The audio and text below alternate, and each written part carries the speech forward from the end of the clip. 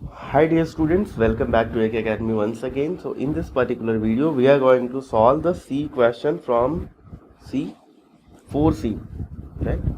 4C from the nuclear chemistry chapters of 11th standard Maharashtra State Board. So let's understand this question. So what does it say? तो बच्चों question में कह रहा है कि half life of 67 gallium is 78 hours. तो आपको T half दिया गया है, हाफ लाइफ. अब आपसे बोला जा रहा है how long will it take to decay 12% of samples of gallium. आपसे पूछा जा रहा है कि 12% डीके होने के लिए कितना टाइम इसको लगेगा. तो यहाँ पे ध्यान से समझो कि आपको जो दिया गया है वो है 67 गैलियम. तो इनिशियली ये कितना प्रेजेंट होगा 100%. तो यानी कि ये हो जाएगा एन नॉट. अब आपसे बोल रहा है कि अगर यहाँ पे 12% डीके करा दिया जाए, यानी कि 100 में से कितना माइनस कर दिया जाए 12%, है ना. तो 100 में से अगर आप 12 माइनस कर दोगे तो कितना बचेगा 88% यहाँ पे बचेगा. तो यानी ये वैल्यू हो जाएगी किसकी, एन की. तो एन नॉट जो होता है that is nuclei present initially, and N जो होता है that is nuclei present after time T. तो यहाँ पे टाइम आपको दिया गया है कितना, वो है आपको दिया गया टाइम आपको निकालना है कि टाइम आपको निकालना है, और आपको टी हाफ दिया गया है. टी हाफ दिया गया है कि 78 आवर्स. 78 आवर्स में बच्चों कितना डीके होता है 50%. तो आपसे पूछा जा रहा है कि यहाँ पे 12% है ना, 12% डीके होने में कितना टाइम लगेगा. यानी कि बचा हुआ कितना होगा 88, और एन नॉट आपको मिल गया 100. तो अब हम यहाँ पे इजीली इसको कैलकुलेट कर सकते हैं. तो चलिए समझते हैं कैसे कैलकुलेट कर सकते हैं. सबसे पहला काम हमारा होगा, यहाँ पे हमको निकालना होगा decay constant, that is lambda is equal to 0.693 upon T half. तो ये हो जाएगा बच्चों 0.693. टी हाफ की वैल्यू क्या है यहाँ पे 78 आवर्स.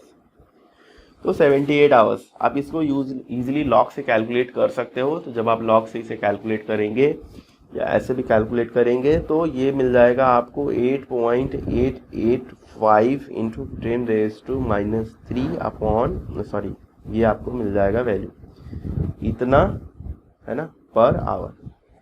ध्यान रहे यहाँ पे यूनिट पर आवर होगा क्योंकि टी हाफ आपने लिया है आवर्स. ओके. इसके बाद बच्चों क्या करना है, इसके बाद यहाँ पे कैलकुलेशन इजीली आप कर सकते हो. सेकेंड फार्मूला यूज करना है. सेकेंड फार्मूला क्या है आपका, lambda is equal to 2.303 upon T log to the base 10 N naught upon N. यहाँ पे आपको सारी चीजें दी हुई हैं, आपको निकालना है केवल टाइम. तो यहाँ पे मैं वैल्यूज को पुट कर देता हूँ. Time will be equal to what 2.303 upon lambda log to the base 10, यहाँ पे एन नॉट अपॉन एन.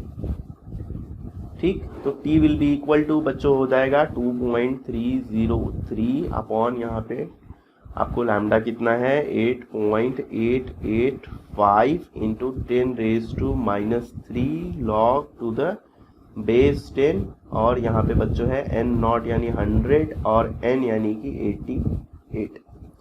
ठीक. ये हो गया आपका कैलकुलेशन. नेक्स्ट आपको t will be equal to 2.303. इसको भी आप इजीली लॉग से कैलकुलेट कर सकते हो. If you want already you can find out the video of log in the description. वहां पे आप कैसे लॉग सॉल्व करोगे आप डिस्क्रिप्शन में चेक कर सकते हो. ठीक है. तो लॉग टू द बेस 10 ये 100 अपॉन 88 होता है 1.136. ठीक है.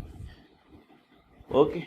अब हम इसको अगर सॉल्व करें तो ये हो जाएगा बच्चों t will be equal to 2.303 upon 8.885 into 10⁻³ इसको आप सॉल्व करोगे तो ये हो जाएगा 0.0555. ये मिल जाएगा आपको. ठीक है. तो time will be equal to after all the calculation you can find it using 4.39 hour. तो अप्रॉक्स टाइम जो होगा वो आपका 14.4 आवर्स के बराबर होगा, है ना, जो कि आपको यहाँ पे 14.44 दिया गया है. दैट इज अप्रॉक्सीमेट आप कंसिडर कर सकते हो, इतना आपको मिल जाएगा 14.4 आवर्स. ओके.